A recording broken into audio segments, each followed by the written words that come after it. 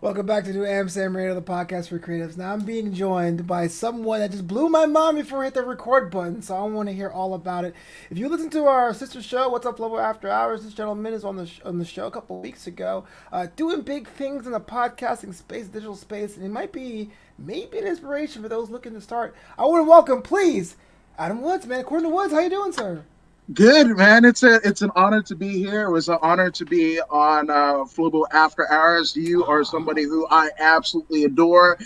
You again, it's weird because we're on Wednesday, right? And those of the wrestling space, there, the kind of dark cloud looming is the death of John Huber, Brody Lee, Luke Harper, and they're going to do a tribute show.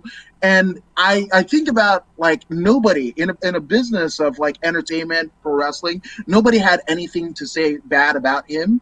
So Right. in that respect, Flobo, you are our Brody Lee, you are John Huber, because Yeah. everybody that I've talked to, Yeah. you've motivated me. Like you try to get me into AfterBuzz. Like you are I mean, gosh, you are the hub for content creators. So I can't thank you enough for what you do and letting me share space on your platform. I appreciate that, man. But I mean, you got a platform of your own. This is the reason why I wanted to talk to you today, man. According to Woods, has grown exponentially across all digital platforms, and I am jealous now because I'm like, he's live again. I'm just slacking in my boxes, eating bonbons and plantain chips. No, but walk me through this, man. What is according to Woods to the uninitiated?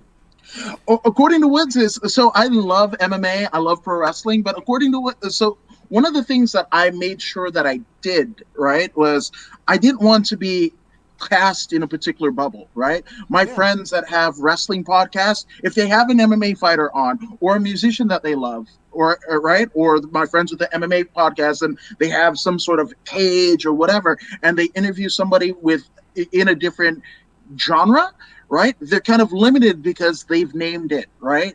right. As such, right? So for me, according to Woods, it's like whatever the fuck I want to talk Yeah. about. Sorry, I f bomb there, but yeah, well, we can edit it out. He's No, got we're creatives. The thing okay. is, I accept you at face value, whatever it might be, unless you're something Well, illegal. well, I no, I no illegal links going on at all. Which is I'm a person of color that grew up in Inglewood, so that is like Inglewood. blue chip stock, but yeah, well. So again, according to Woods, is essentially whatever the heck that I want to talk about because I think what I'm interested in, there might be a genre of people that or a legion of people. Or Yeah. just one person that might be into the thing that I'm into and might not know about this other thing, right? So let's have a place for us all to converge and to reconvene and share our love for whatever. Yeah, I can charge. I mean, it's a live podcast, which I don't tell a lot of my guests until like 10 minutes before because I don't want to get that no, right? So I'm just Right. gonna kind of like Yeah, you yeah. open the door and I'm gonna creep on through. But essentially it's that like comments are open for whoever wants to jump in. Because again, especially in 2020 where things are so willy nilly, right? So Yeah, trademark. Yeah.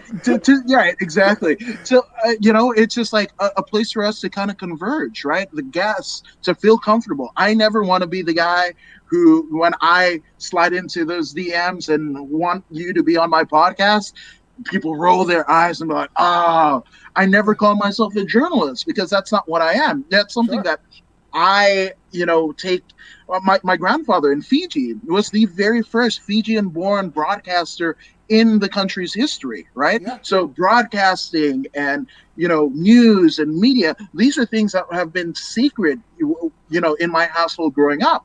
So with that all being said, I'm not that, but Yeah. I'm a guy that might like some stuff that you might be into, that my guests might be comfortable to talk about, and let's just do this. Wait, did you ever meet your granddad? Your broadcasting one from Fiji? Yes, Wame Wanganisanini Sr. He See? was essentially trained by the BBC when he was in the military during World War II, and was stationed in Munich, and essentially used his political clout. Got Before to. there was, yeah, and have the BBC guys teach him the stuff. And before the war was over, he was already broadcasting back home. So when he came back to Fiji, essentially what happened was, the ticker tape parade, the boys are home and everything, but the prime minister actually took him off to the side in downtown Suva and was like, showed him this business, building, and this building ended up becoming Fiji One, which I believe is still active today, but Fiji's first non-BBC broadcasting studio. In addition to that, my uncle, Wambe Wanganesanini Jr., started the Fiji Post, which was the first non-governmental periodical in Fiji's history back in '88. So, again, these things... Dang! Yeah.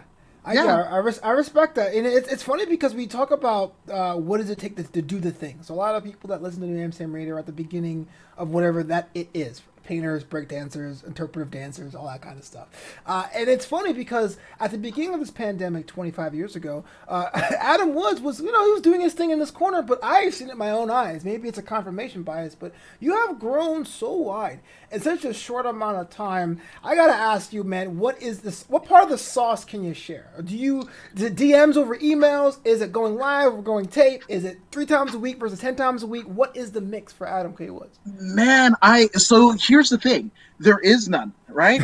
There's a week that yeah, absolutely. There's a week where I will shoot out like 22 DMs, get one back. There's weeks where like everybody wants to do stuff on Wednesday, and I've done 8 on a Wednesday just randomly. Yeah. I've got Zeta Zhang, who's a friend, and you haven't introduced me to her yet. I'm just saying. Okay. And Janae Harding, you probably see those too. No, that's happening. That's happening. No, and it's great. But she's in Taiwan when cool. Stuff got hairy, and I guess a little bit of total disclosure. But she was in California.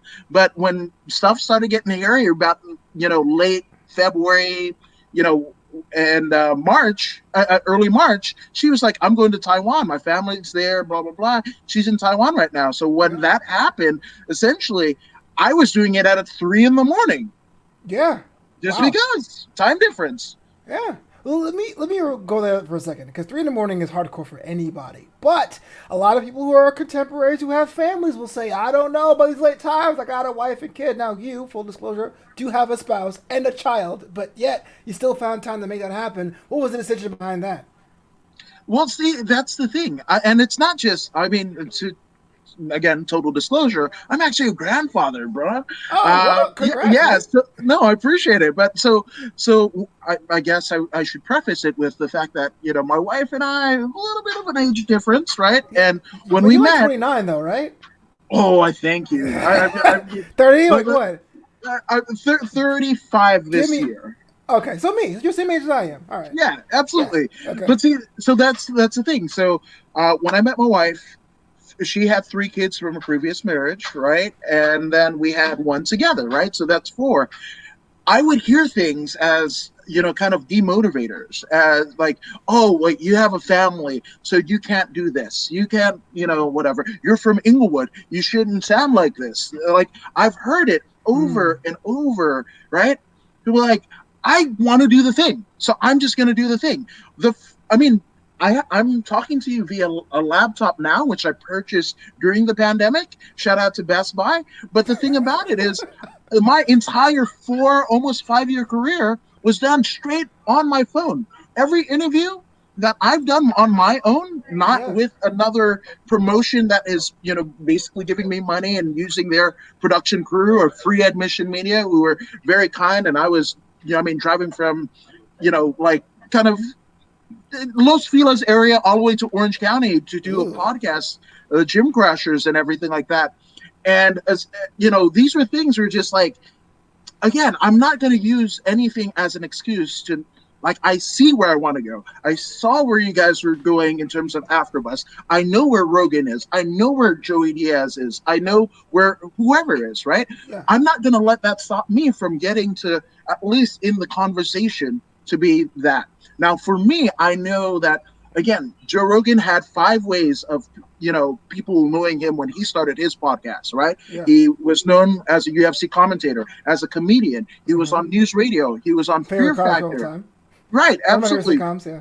Yes, right. So, and then there's and a lifelong lifelong martial artist. That's 5 ways that people know of Joe Rogan. I don't have any of that, right? But Rogan essentially took 10 years to build this thing, and didn't even know what he was doing. I mean, he was averaging, even being on Fear Factor, 200 views on live stream, right?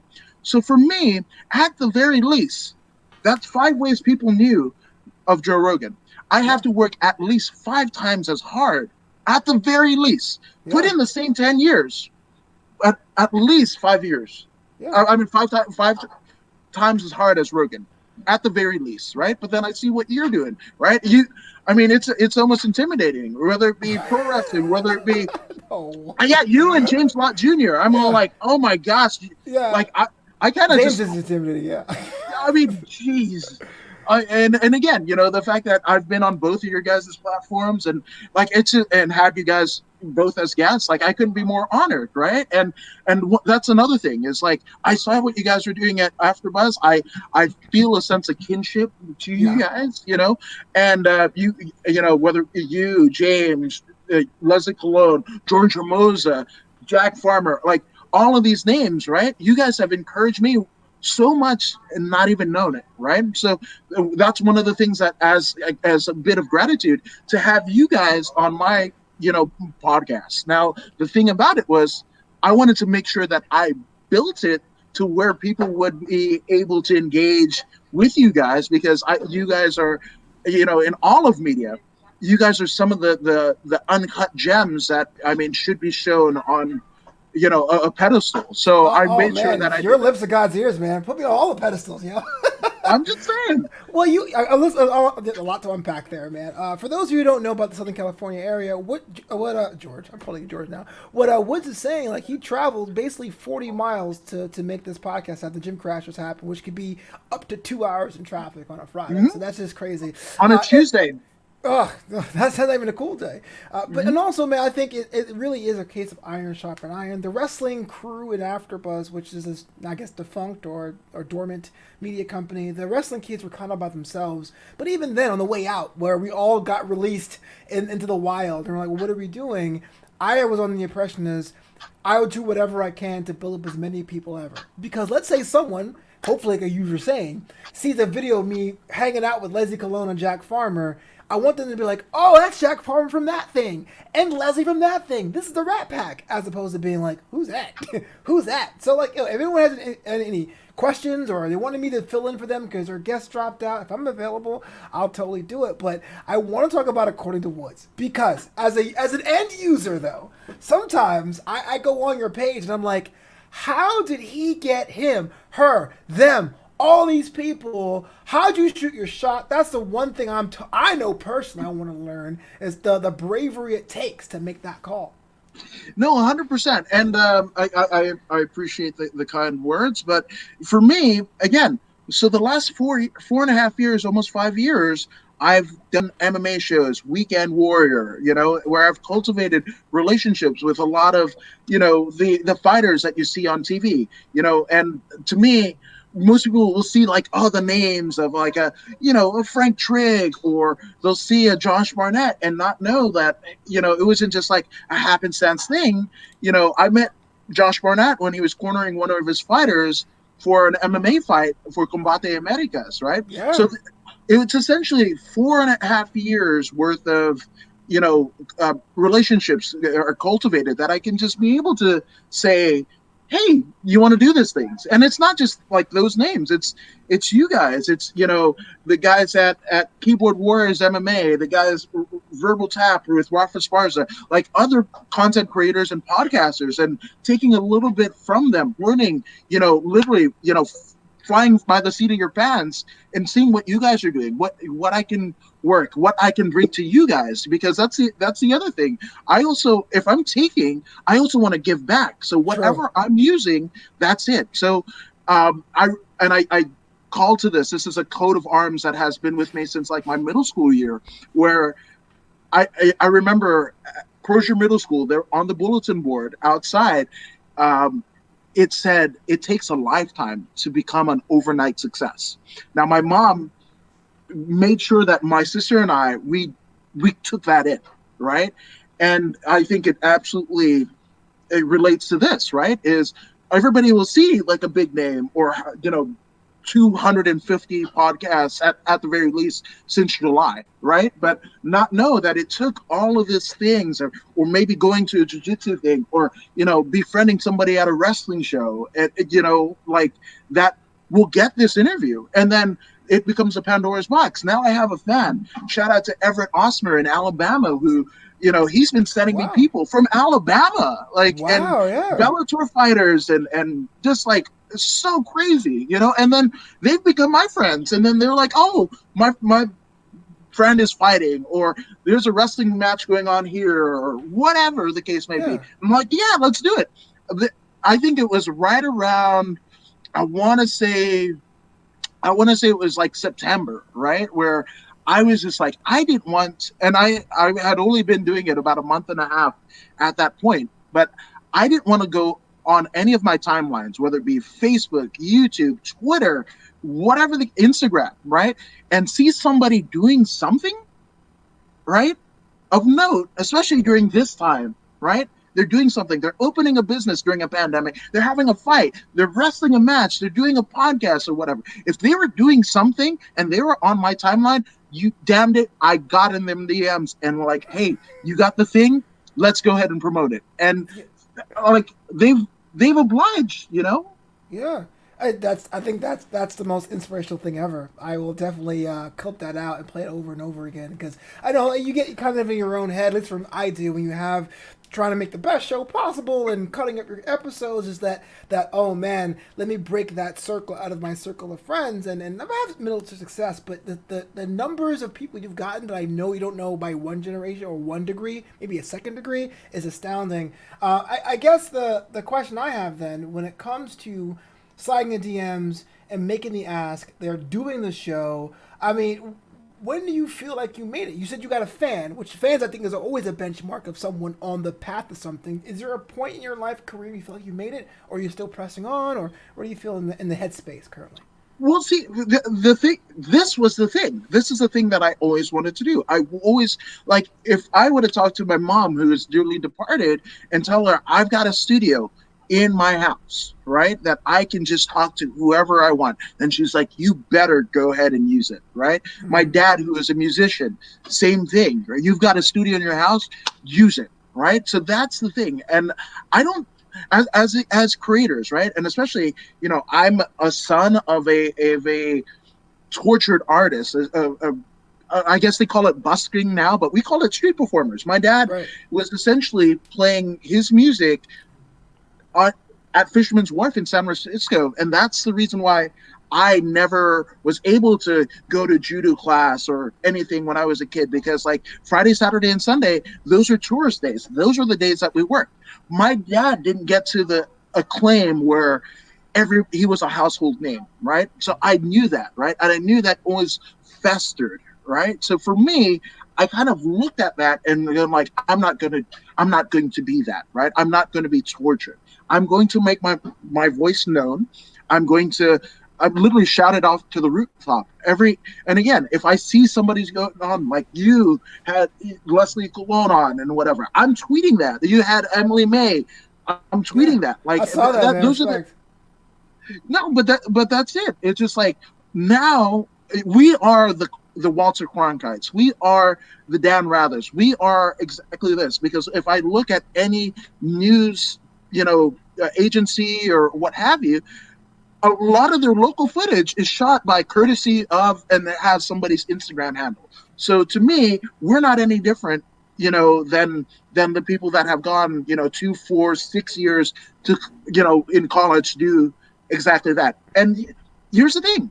I went to radio school, right? I literally was going from Inglewood to Huntington Beach, Beach and Edinger behind the BJ's, to the Academy of Radio and Television Broadcasting, right? And that was 4 hours each way, and I only had Thursday and Sundays off, right? And the only thing that prevented it from happening, right, and me getting a job with K Rock or whatever the case may be, and that was the mindset was the fact that in 2003 here in LA we had a bus strike, so I couldn't go. Oh, Had to pay wow. $20,000 worth of tuition that don't have a degree or even a certificate of completion for. Right, but Yeah. these to me, I think there are outliers. Right, when you look at like a Ronda Rousey who plays bronze, in judo, right, Olympic judo. When you look at Daniel Cormier, a two-time simultaneous two-division, UFC champion, right, and he was fourth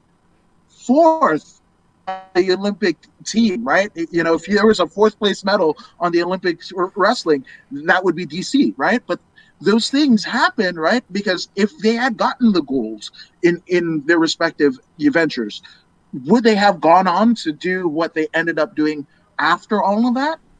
And that's Mm. that's to me, all of these things had to happen. The fact that I again, went 4 hours each way, had it all derailed by, a bus strike, something completely out of my control, meeting my wife, having a family, having my dad pass away, you know, my mom passed away, all of these things, my uncle passed away, like all of these things, because I don't know if any of those things would be essentially restored, that I'd be Right. doing this because I would be comfortable. Like, yeah, I've got my mom here, I've got my dad here, or my mom would probably be like, no, AJ, you should be doing it this way and that way, and kind of Yeah. nitpicking and whatever. So, like, don't curse or whatever the case may be, right? So, like, Curse all you want, yeah, man.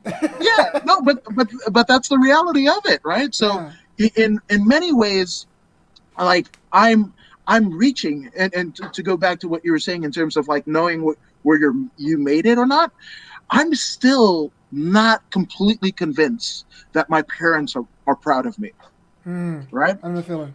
So with that being said, I'm going to work so hard, and again, there this is something that I can't, it's not tangible, right?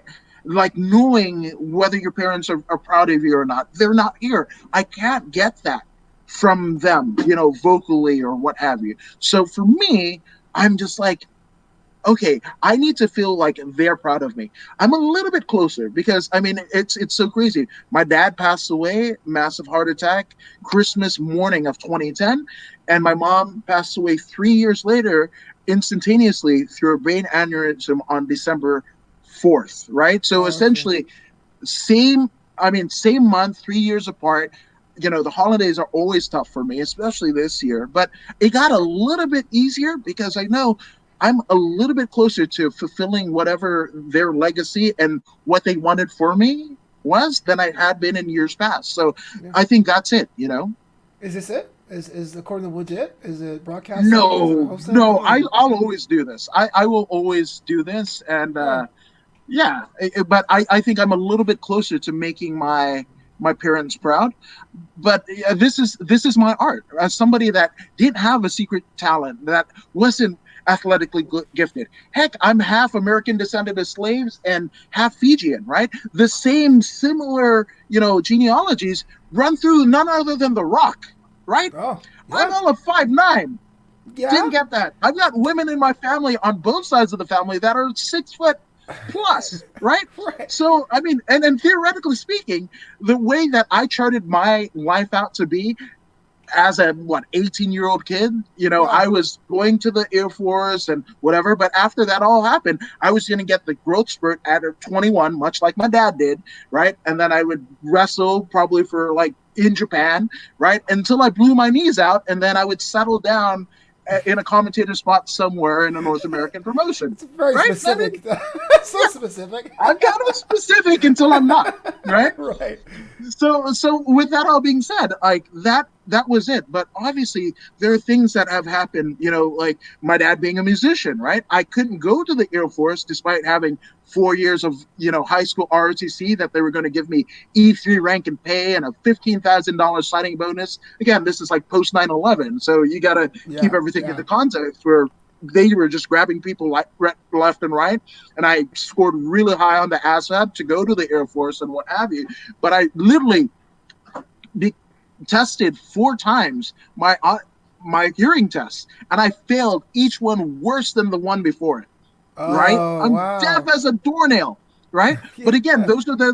those outliers that essentially like prevented me, but also enabled me to do what I'm doing now. Yeah, it's funny you mentioned that because if we're the same age, then the towers fell for me my junior year of high school, which like I was 16. It was like the perfect time to do a list, right? And it was my hometown. I mean, like half my town was embellowed in smoke, and I wanted to be in the Air Force as well, and I was too heavy. The reason why they couldn't sign me, I was like at the time I was like 5'9", 275 on my JV football team, and I realized after they turned me down, my mom was like, "Yeah, when she came to this country, she wanted to be an Air Force nurse," and they told her the same thing. And I was like, "Two generations of fat asses." Mom was like, "Stop swearing." I'm like, whatever, But it's funny because like that would have turned in a total different direction in my life. Because if I went to the military, I probably wouldn't have gone to a liberal arts college in Florida for communication. I wouldn't have done the film school thing. I wouldn't have done. I have no idea. It'd be a whole different pot of pumpkin, my mom would say. So. Hey, bought a pumpkin. I like it. Yeah, it's very, very, very Caribbean thing. So before we went live, you were talking about the fact you have a clothing line. I want details. Oh, guys, so I try to keep it under wraps, but Why? essentially, right now, I did the whole legal Zoom. This is the one thing that I did absolutely legit, right? I went and got The one thing. I mean, this is a $12 mic from Amazon. This is a $12. Same thing. Yeah. Thing. So Look, I mean, it's not, but that's it. but the one thing that I went legit about was the fact. See, and I love it. I love it. I absolutely love it. But that's the one thing. Like, and so the brand that I guess I'm not the what do they call it? Like the fairy investor and everything like that. Angel investor, yeah. Angel investor, right?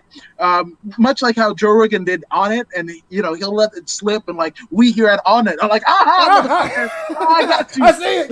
Yeah. So essentially, vintage grappler, and I can speak in now because I've gotten one set of paperwork. So vintage grappler, that is my clothing line, and when you see the logo. And I'll DM you that, and I probably should have done it before, but essentially, so according to Woods, right? Woods is my last name, and one given to me by, my genealogy from my father, right? So that was one way of honoring my dad's side of the family's legacy, right? And I'm Woods, like I'm not Adam, like fuck, nobody has ever called since I was in ROTC 9th grade and fat as shit too. Yeah. Like nobody's called me Adam. Like, and I would get into fights because hey, Adam, where's Eve? And bam, that's I'm triggered. That's how we do. Yeah, 100%. My wife was like, "Oh, we're having a boy, Adam Jr." I'm like, "Fuck no, no one deserves that." Like, nope. Yeah, so we went with Owen, which, yes, of course, of Owen Hart, and Really? Owen Hart. Yes, absolutely. Great. That's awesome. She let me do it. Yeah, I was about to say, women don't usually. Wives don't usually. Yeah. But the thing about it is, Owen Hart and I share the same birthday of May 7th. Oh. Right? Yeah. And doesn't Rock is May 7th? Oh, he's May 2nd.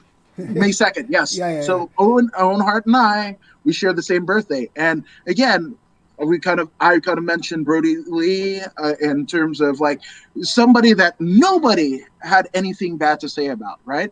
And that's one thing about Owen, right? Is when he passed, nobody, outside of Steve Austin, but obviously because the pile driver, the Heart and Soul, Summer 97. Yeah, absolutely. He has a reason to grind an axe, right? But one thing that was prevailing in terms of people's story, even so many years after, was how fun Owen was.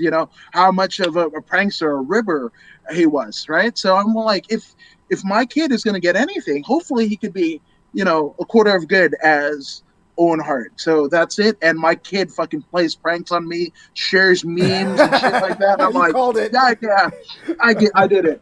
No, but yeah. So with that all being said, it's just like, man, it's kind of a crazy ride to think about it, because like I see people starting podcasts today, and like I'll slide into the DMs like, hey, this is great. I took a listen to it, blah blah blah. Like you could do this, I don't call it advice because sure, I'm the same way.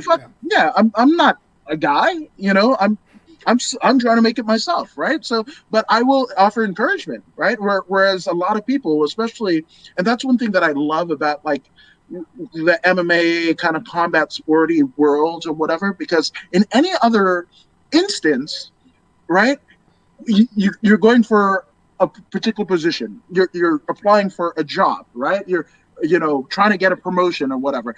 People will fucking undercut you like a Mm-hmm. motherfucker. Will sell out their own damn mama, whatever. And if that's you, do you, boo boo, right? But I mean, that's not me, right? So Yeah.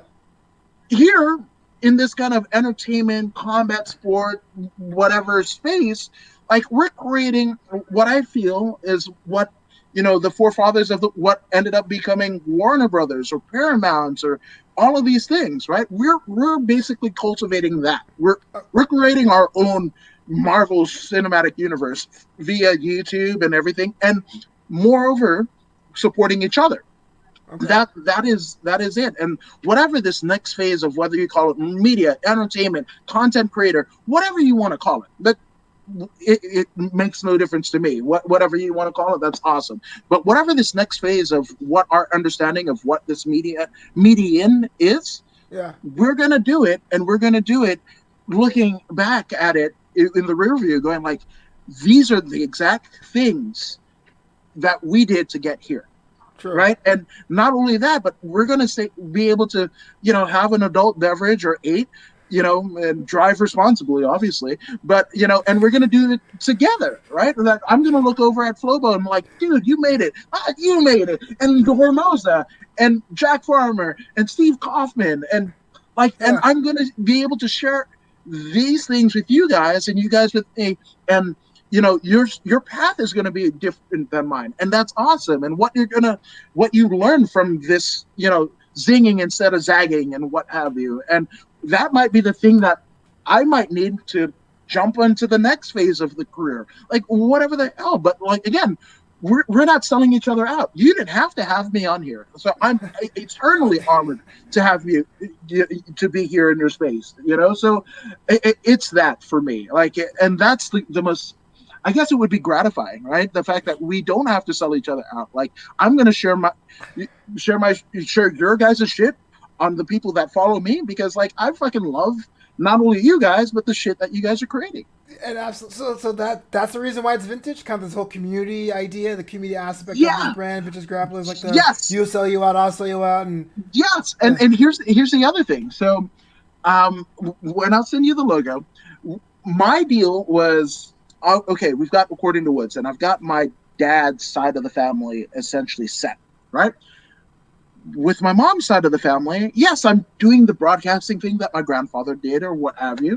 But essentially, what I did was I basically used my grandfather's face as kind of the centerpiece of the logo, right? Mm-hmm. Because I heard my mom when we were, you know, not having great financial luck or, what have you. Man, I wish my dad would have done his thing here in America rather than Fiji, and people would know, and we would have in turn have a better life, right? Right. So for me, that was very important to use my grandfather's image and what have you, because it's essentially like what my mom would have wanted, right? Sure. And not just that, but the fact that, you know, we have friends in wrestling. I've got friends in MMA, right? And they might have as a additional bonus to essentially buy a ticket, right? Or to have people buy tickets from them for whatever show that they're fighting at, working, whatever. They have fight shirts, right? And I mean, I'm not calling anybody out, but some of them look like dog shit. Because it's quick Some of and them look, easy. Yeah. yeah, absolutely. So I wanted to have something. I look at like Roots of Fight, right? They make shit. If you get like a Jack Johnson, like vintage inspired whatever, you're not thinking about like, oh, Jack Johnson or whatever. You don't care about Julio Cesar Chavez. I don't know why you wouldn't, because he's one of the greatest ever. But those are the things that happen, right? They just wear it because it looks fucking cool. So Yeah. I wanted to have a combat sports kind of essence, right? Thing that tied in my grandfather, but also like grappler. That could be a wrestler. amateur, professional, collegiate, or what have you. That could Mm-hmm. be a catch wrestler. That could be, there's so many things. That could be, a jiu-jitsu head. That could be a judo head. Like, whatever that case may be. But I wanted to, much like this. Like, this has a Hawaiian gal on it. Yeah. I don't know what the fuck that means, but it looks But it cool, look and I cool. bought it. Right? So it's my hope that Vintage Grappler would be exactly that. You might not be into fucking grappling, and that's also where the podcast is too. Like, Yeah. I want you to watch and listen and not give a shit about MMA. Like, it's great that you're not a fan of MMA, and that's one thing that Rogan does, or there's many people that they don't skew it to a particular genre. They just like, fuck it, here it is. If you like me, you'll probably be into this shit, but even if not, you at least know the person's name. So that's essentially what Vintage Grappler is. It's like fucking putting shit out there that even people that aren't in the genre, that aren't super hardcore into the shit that I'm into, will still buy the shirt, like it, rep it, post it on social media, and what have you, and hopefully encourage more sales. So, two questions. One, what kind of shirts? We're talking like things actually wear in the ring, or like street casual? And two, Street casual. Is it out yet? Oh no. So it's not out yet. But if you went down a particular social media wormhole and you look maybe on Facebook, maybe on YouTube, maybe on Instagram and Twitter, Snapchat and TikTok even, there is a Vintage Grappler page with nothing on it. That happens on launch day, folks. So you're not even going to tell me when's launch day? You're just going to be like, yeah, just follow it now. Let you know. Hey, I don't know when fucking LegalZoom is going to snap my fucking papers back. If it's LegalZoom, I did a DBA this year. It took me 3 months. So if a DBA is 3 months, I'm thinking the normal time times 1.5. Okay, yeah, there we go. That's it. Yeah, because I had to do that to get the business loans. So I guess launch date is like sometime in the summer is what Flobo's saying. Yeah. If you can't get Easter, man, might as well make it a summer thing. I love Easter pastels and fucking Easter eggs. Yeah, I love Easter wear. It's definitely well, if you were a church person, that was what you show out in church with your yellow suits and your purple hats, and it was a cool time. Hey y'all, how's it going? No, I'm highly favored. No, so 2021. It's the day this releases is already 2021, but we're recording it a couple days before that. I'm not sure if you're a guy that does resolutions. If you do, let me know. If you don't, that's cool. But what are you looking forward to accomplish in the following 12 months? You know what? I'm actually doing everything that I love, right? There's nothing in years past. There have been things that have essentially eluded me, right? And that I was just like, maybe next year or what have you. I have a wife, have my kids.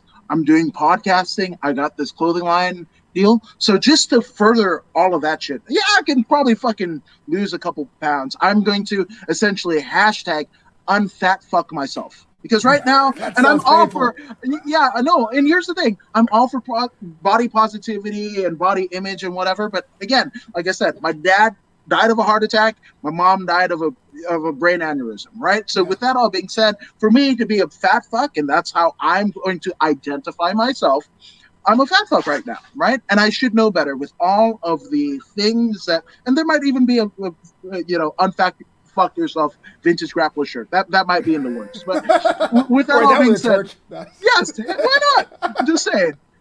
So, I mean, one way to find out if your church is Unitarian, that's one way to figure it out. But anyway, I mean, I essentially want to do exactly what I'm doing, but better, optimize whatever fucking process that I've got. And then, I actually want to. So NAGA, which is the North American Grappling Association, is a grappling organization that kind of encompasses whether it be catch wrestlers, judokas, jiu-jitsu people, what have you, and they basically see who's the best out of the styles, right? And it's something that you can fucking pay your money and then get a medal or whatever. But when you get to a purple belt in jiu-jitsu, you get to essentially contend for a North American Grappling Association or NAGA title, right? An actual title belt. Now, I'm good if the jiu-jitsu heads that wanted to get a fucking gold medal in the Worlds and the Pan Ams or whatever the fuck or whatever. But I mean, I'm not an Olympian. I grew up a fan of fucking pro wrestling, right? Right. So in my head, the greatest parable in life is you get your ass kicked 364 days out of the year, and the one by your foe, and the one time that you get to kind of turn it on its ass and beat the shit out of your foe is this kind of WrestleMania big pomp and circumstance type scenario. Not only do you topple your foe, but the largest stage that there is, right? And Yeah. essentially get a belt for your efforts, saying that signifies that you're in the best in the world of what you do, right? So for me, Naga is that. And I need to contend for a belt. I need to be a purple belt in jiu-jitsu. So 2021 is going to be the start of my quest for a purple belt so I can get the belt that matters, the North American Grappling Association title. Oh man, I hope you get that, because that sounds like a whole big deal. I'll make sure I'll do the whole Byron Saxon. He done it! He done it! At Adam K. Woods, according to Woods, how many Woods can I say in a nickname? Thanks so much for being on the show, man. You got to come back soon. I want to see how everything goes, especially on launch day of your brand. I might bring you one for that. But here is the most formulaic question on the planet. Where can the world find you online to stalk and be part of your stuff, fun and stuff, and brand? Oh, I'm glad that you asked that, good sir. So it's literally according to Woods on every social media feed except for Twitter, where I'm Adam K. Woods. But if you put it in the Twitter machine as according to Woods, you'll still find me. And literally everything, whether it be Facebook, YouTube, whatever, literally I went ahead and did that whole link tree thing. So it's going to be a wormhole. When you get to one thing, you're going to find the other. So the YouTube page is according to Woods and whatever. But if you go to the YouTube page, you're going to see the link tree. You go to the Instagram page, link tree. You know the deal. Link tree's a game changer for sure. And once again, the Vintage Grappler social media accounts? That's a Vintage Grappler on literally everything. And again, it's tentative.